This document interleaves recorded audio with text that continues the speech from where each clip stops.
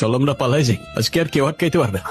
দেখ আমি অনেক টাকা নিয়ে আসছি, এখন আর কোনো সমস্যা হবে না। তোর বাবারে ডাক না, তোর বাবার চাইতে অনেক বেশি টাকা আছে আমার কাছে। দেখ না, এই দেখ অনেক টাকা আছে আমার কাছে। আরো লাগবে? আরো আছে, আরো আছে। কত টাকা লাগবে বল না, কত টাকা লাগবে? সবার কষ্ট দূর করে দিব আমি। মানুষ বলে টাকাই নাকি সবচেয়ে বড় সুখ, সব তারই ক্ষমতা।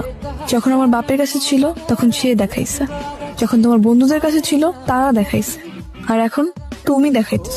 মাঝখান থেকে তোমার বাবা মা আর আমার কথাটা একবারও চিন্তা করলাম না।